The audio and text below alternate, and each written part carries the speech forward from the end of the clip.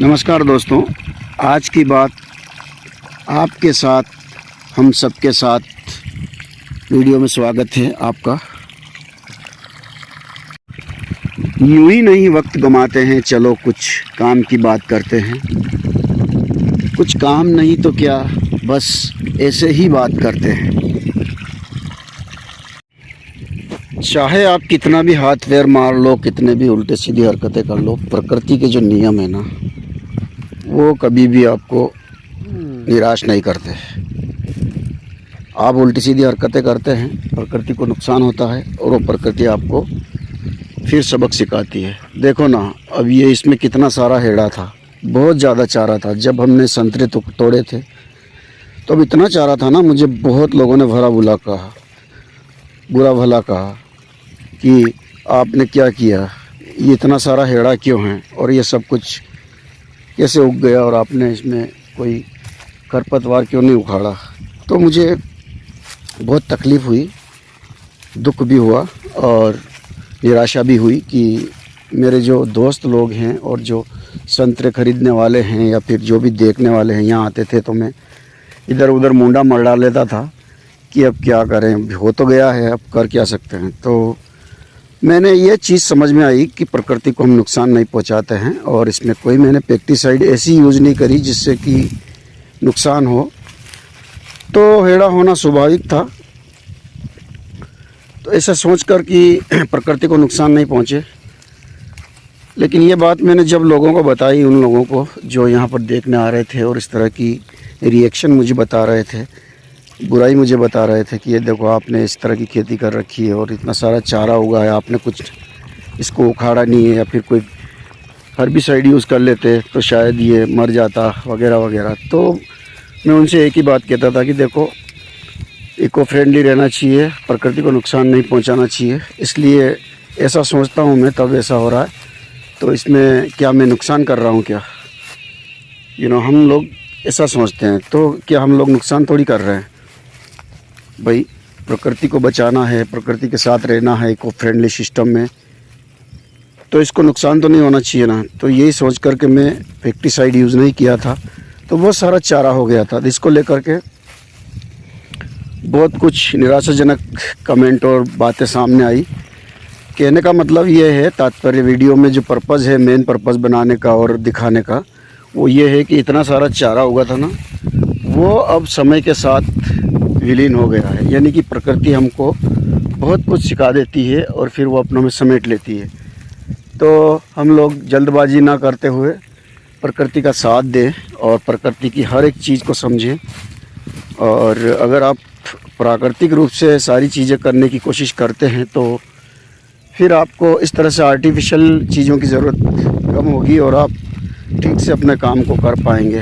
तो मेरा कहने का तात्पर्य ये है कि हेड़ा बहुत ज़्यादा था, लेकिन अब धीरे धीरे वो कम हो गया है। देखो ये, और ऊपर से ऐसा हुआ कि बहुत सारा उग गया था ना, ये पानी में बारिश से और पिलाया था उससे नीचे की तरफ। तो एक दिन क्या हुआ कि गायरे आ गए, गडेरिए बोलते ना जिसको, वो लोग आ गए और उन्होंने चरा लिया। तो बहुत सारा सब साफ कर दिया और वो मुझे पता भी नहीं चला। तो ये एक प्राकृतिक रूप हो गया। तो प्रकृति आपको अच्छा बुरा सब कुछ सिखाती है, लेकिन प्रकृति के साथ अगर आप अच्छा करते हैं तो इससे बढ़िया और कुछ हो नहीं सकता। क्योंकि सब उटक बहुत बेकार चल रही है, प्रकृति को नुकसान पहुंचाया जा रहा है और कोई समझ नहीं पा रहा है कि हम कौन सी शिक्षा में जी रहे हैं, कौन सी नैतिकता में जी रहे हैं।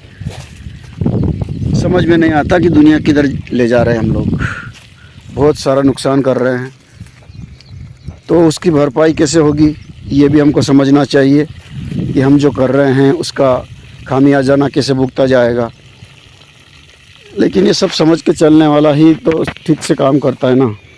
तो हमने हेड़ा को इस तरह से प्राथमिकता दी कि इससे हमको कंपोस्ट मिल जाएगा, इसकी जो पत्तियां हैं वो नीचे सड़ेगी, तो हमको हर्बिसाइड, पेस्टिसाइड या फिर कोई भी इस तरह की फर्टिलाइज़र्स यूज़ नहीं करना पड़ेगा और खाद बन जाएगा। ऐसी कुछ सोच थी हमारी। तो यही सोचकर हमने इसमें हेड़े को जो है ग्रीन एविलेशन करने के लिए इस तरह से हमने इसको हर्बिसाइड से न मारते हुए प्राकृतिक रूप से काट के इसको नीचे खाद बनाने का तरकीब हमने बनाया था।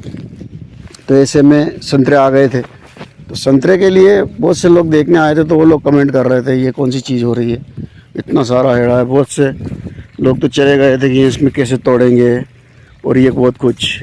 तो ऐसा होता है ना बहुत सारा, जैसे कि जगह ही नहीं है, कहाँ पे तोड़ेंगे। इतना सारा चारा था ना इसमें, क्या बताऊँ मैं आपको। अभी भी देखो ये यहाँ पर उग रहा है, देखते हैं। तो इस छोटे से वीडियो में मैं आपको दिखा रहा हूँ कि प्रकृति को कैसे संरक्षित करना है। देखो ये अभी ग्रीन खाद बनेगी इसकी बढ़िया वाली, इसमें क्या क्या गलती है बताओ, ठीक है। और ये बिना किसी खाद के खड़े हैं, यहाँ पर हमने कोई खाद वाद भी नहीं डाला है ज़्यादा, ये सारे। और कितने बढ़िया इनको फल आ गया, देखो ये कोई ज़्यादा खाद वाद भी नहीं डाला इसमें, कोई फर्टिलाइज़र यूज़ नहीं किया ज़्यादा। ये साइड में लगा दिए थे हमने, थोड़े से, ज़्यादा नहीं लगाए थे, पर बहुत ही बढ़िया वाले खड़े हैं बिना किसी फर्टिलाइज़र के। तो इस तरह से प्राकृतिक इको फ्रेंडली सिस्टम को यूज करेंगे ना आप, कि आपने हरी चारा उगा लिया है और उसको कैसे विस्तारण करना है, खेत के अंदर ही दबा देना है, तो उससे क्या होगा कि आपकी खाद तैयार हो जाएगी खेत के अंदर ही। तो प्राकृतिक रूप से बनी हुई खाद, फर्टिलाइज़र को यूज़ करेंगे तो कितने आर्टिफिशियल उसमें इक्विपमेंट यूज़ किए गए हैं और उसकी कितनी ज़्यादा कास्ट बनती है, ये आपको पता होना चाहिए। कास्ट से मतलब ये नहीं है कि सिर्फ पैसे देना या कुछ ऐसा, लेकिन उस प्रोडक्शन को प्रोडक्ट करने के लिए, प्रोड्यूस करने के लिए कितने सारे इक्विपमेंट और कितना सारा प्रकृति का दोहन हुआ होगा, तब जाके वो प्रोडक्ट बन के आपके हाथ में तैयार होके आया है। तो नज़र दूर ले जानी है, बहुत दूर का सोचना है, और सिर्फ सोचना ही नहीं है बल्कि उसको धरातल पे लाना भी है। इस तरह से आपको अपना सारा काम नेचुरल तरीके से अगर करते हैं तो बहुत ही बेनिफिट होगा आपको। ज़ीरो बजट में आपकी इनकम सोर्स होगी, आपको कोई हानि भी नहीं होगी लॉन्ग टर्म के लिए। और लॉन्ग टर्म क्या, अभी जस्ट फाइंड आउट, अभी अभी आपको लाभ ही लाभ होगा। इस तरह से अगर आप सोचते हैं, समझते हैं और काम करते हैं तो आपको ज़्यादा कुछ हानि नहीं होगी और लाभ ही लाभ होगा। तो इस तरह से हेड़ा हो गया था, तो बहुत ही निगेटिविटी आई थी, लेकिन प्रकृति ने हमको सिखाया कि देखो मैंने आपको हेड़ा दिया है तो मैं इसको ऐसे ही नहीं दे रही हूँ, मुझे ज़रूरत है इसकी। तो उसने अपना खाद बनाने के लिए वापस से उसको नीचे दबा दिया। तो वक्त के साथ हर चीज़ का एक ड्यूरेशन होता है और फिर वो डिस्कनेक्ट हो जाती है, उसका यूज़ दूसरे तरीके से बनने लगता है। तो इस तरह से आपको कोई भी प्राकृतिक चीज़ करनी है अगर, जिस तरह से ये अभी मैंने बताया आपको कि इसको लेकर के लोगों ने कितनी निगेटिविटी बताई थी मुझे, और धीरे धीरे सब कुछ यथावत समय के साथ वैसा का वैसा हो गया। सारा हेड़ा जो है वो नीचे गिर गया। कुछ तो हमने काट दिया था, ये जो दिख रहा है आपको ये काटा हुआ है, और कुछ ऑटोमेटिकली ख़त्म हो गया और गायरों ने साथ दे दिया, सब खा गए।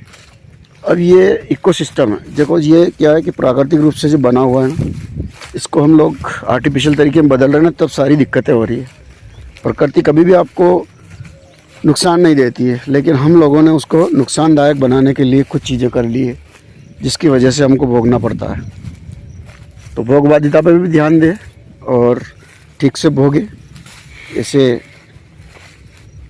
आनंद फानंद में कुछ भी ना भोगे, और अपने प्रकृति को बचा के रखे ही नहीं बल्कि बचाते रहें और अपना काम करते रहें। तो ये बहुत अच्छी बढ़िया इन्फॉर्मेशन मैंने इस वीडियो के माध्यम से आपको दी है कि किस तरह से प्रकृति आपको निराश भी करती है तो फिर खुश भी कर देती है। अब ये देखो कितना बढ़िया पौधा है बिना किसी के, अब ये पानी गिरेगा तो फिर चल जाएगा और इससे बहुत सारी फलियां आएगी जो सब्ज़ी के लिए काम में आती है। शानदार सब्ज़ी बनती है। फूट गया देखो, ये किस इसकी बेलें चल रही है, ये बेल वाली फसल है, बालोल बोलते हैं हमारे यहाँ पर। तो इस तरह से हेड़ा भी एक इको सिस्टम में काम करता है प्राकृतिक रूप से। आप सोच रहे होंगे कि ये क्या है, हम तो हाँ काने और जुताने और हेड़े को खोलने और पेस्टिसाइड यूज़ करके, हर्बिसाइड यूज़ करके नष्ट करने पर तुले हुए हैं। और ये भाई साहब तो अलग ही तरह की सजेशन दे रहे हैं, लेकिन उसमें आप भाग दौड़ करके उत्पादकता बढ़ा लोगे, बहुत सारी उत्पादकता बढ़ रही है, लेकिन अगर आप उसका स्टैटिक्स तैयार करेंगे ना कि कितना खर्चा आया है और कितनी वैल्यू मुझे मिली है ना, तो वो आपको थोड़ी ज़्यादा फ़ायदा नहीं मिल रहा है। ठीक है, वो नुकसान ही हो रहा है, लेकिन वो फिर अगली बार फिर उतना ही करना है, मतलब हर बार, तो थोड़ा मुश्किल है, लेकिन समझने वाली बात है। इको फ्रेंडली बनिए और अपने इकोसिस्टम में थोड़ा सिस्टम को सुधारिए, तो बहुत ही अच्छा होगा लंबे समय तक भी, और अभी भी, आने वाले वक्त के लिए भी, और इस वक्त के लिए भी। प्रकृति हमें बहुत कुछ दे देती है मुफ्त में, फिर भी हम उसके लिए उदासीन होते हैं, उसको नुकसान पहुंचाते रहते हैं। तो ऐसा नहीं होना है। हमारे जो व्यावसायिक शिक्षा प्रणाली है उसमें कुछ चीज़ें ऐसी भी होती है और कुछ चीज़ें ऐसी भी होती है, लेकिन सब्जेक्ट ऐसे हैं तो पढ़ने पड़ते हैं, लेकिन उसके बीच अगर आप समझ जाते हैं पढ़ लिख करके, तो आपको बीच का रास्ता ऐसा बनाना है कि दोनों को, शिक्षा को भी और प्रकृति को भी साथ में लेकर के बीच का रास्ता ऐसा बनाना है जिससे कि दोनों का तारतम्य बैठ पाए और हम एक ऐसे स्पष्ट और उच्च श्रेणी की और कदम रख पाएँ जिससे कि हम लोग बहुत अच्छे से यहाँ सर्वाइव कर पाएँ। तो यही उम्मीद इस तरह की इस वीडियो में। आवाज़ में थोड़ी सी कर्कशता आ रही है, मुझे थोड़ा गले का मिस्टेक है। अभी कुछ गर्मियों का मौसम चल रहा है और इधर उधर कुछ खाना पड़ता है कभी कभी कोई प्रोग्राम में, तो थोड़ा गला और पेट की प्रॉब्लम हो रही है थोड़ी सी। तो योग और ध्यान मेडिटेशन से मैं कोशिश कर रहा हूँ कि नेचुरोपैथी से ही इसको ठीक कर लूँ, लेकिन कोशिश जारी है। जल्दी से अच्छी आवाज़ आपको सुनने को मिलेगी। अभी भी मैंने कई दिनों बाद आवाज़ निकाली है क्योंकि बहुत अभी भी खराश जैसा लग रहा है। कोशिश करता हूँ नेचुरोपैथी से ठीक करने की। तो इस तरह से प्रकृति को हमेशा के लिए बचाइए और बचाते रहिए। अपनी जीवन शैली में ऐसा कुछ करिए, शिक्षा का महत्व को समझिए कि अच्छी शिक्षा कौन सी है जिससे कि मैं प्रकृति के साथ अपना तारतम्य बिठा पाऊँ और कुछ अच्छा कर पाऊँ। बस यही उम्मीद आप लोगों से।